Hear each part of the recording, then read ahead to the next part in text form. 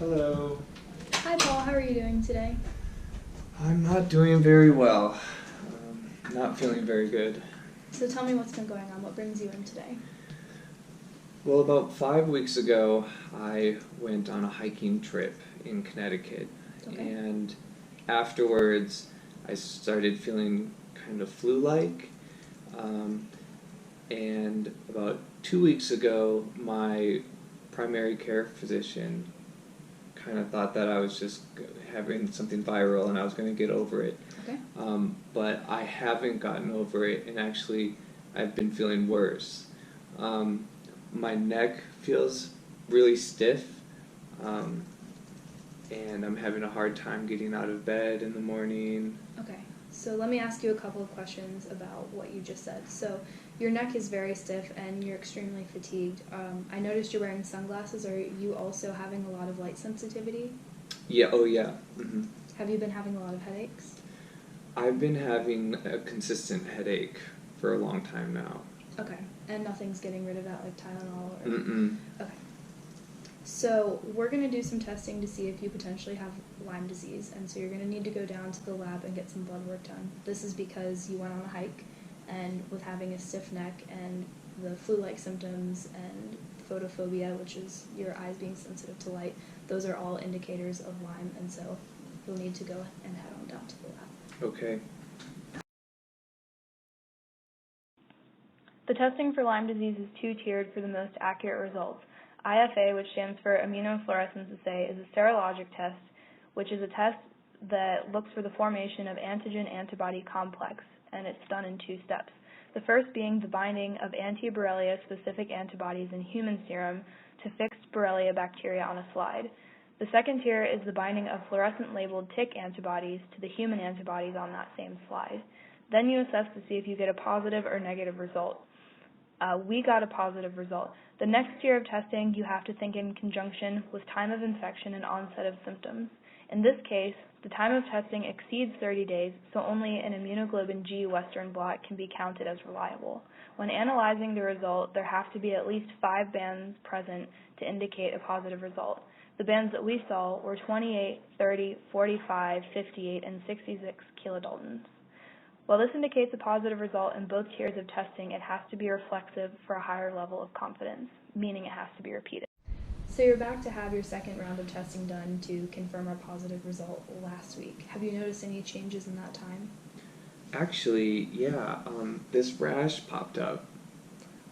That is what is called the bullseye rash. That's indicative of Lyme, and there aren't really false positives of having Lyme when this rash is present. So we're going to go ahead and send you down to get a lumbar puncture done for further testing, and this will be your final test that you have to do. Okay. With Lyme disease infection, erythema migrans, which is a rash, can present in a variety of different ways. The most common is the bullseye manifestation that you'll see at the bottom of the page here, or disseminated lesions, which is slightly to the left and up more. In many patients, they don't even experience the rash at all.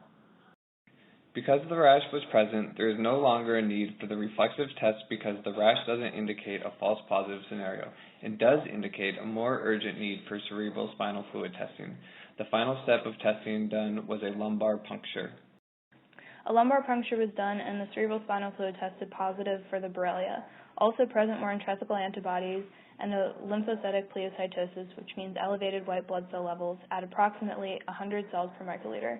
The presence of intrathecal antibodies is the critical defining aspect that allows for the diagnosis of neuroborreliosis, which is the neurological inflammatory disease caused by the infection of Lyme.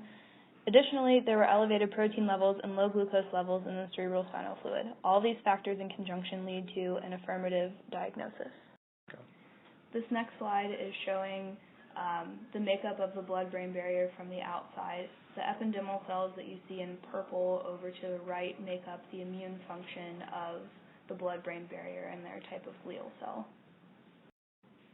This slide shows a more up-close, detailed version of the previous slide. In box A, it shows an inner view of the blood-brain barrier composition.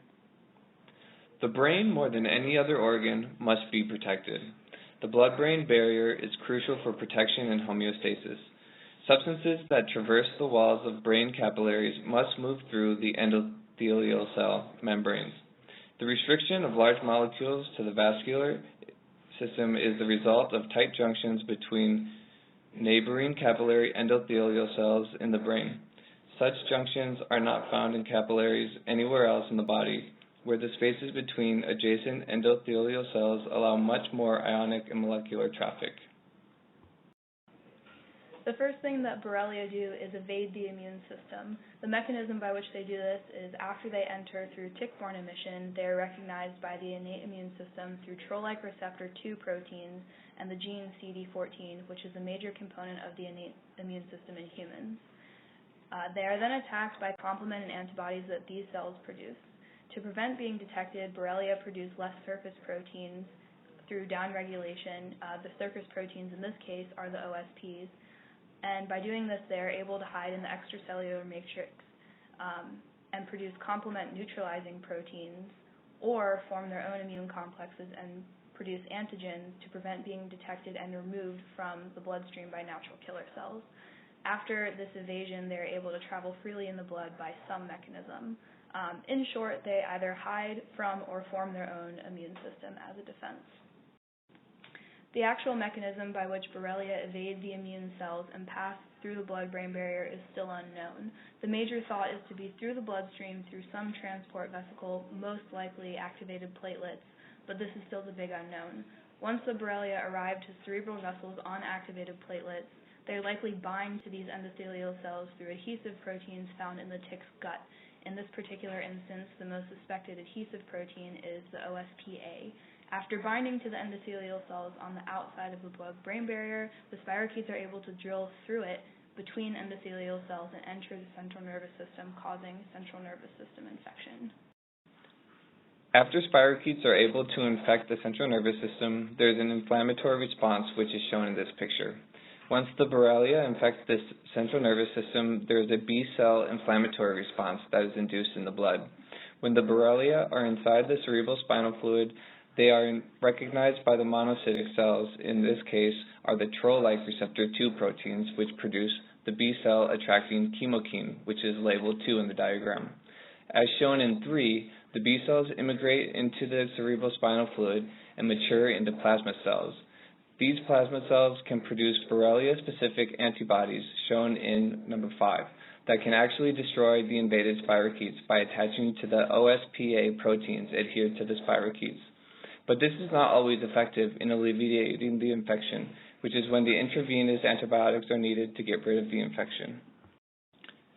The information that we discussed in the previous slide can now be used to compare normal physiology from what happens when Borrelia infect the brain, causing inflammation through all 3 layers of the meninges, which is more commonly known in this case as Lyme-induced meningitis.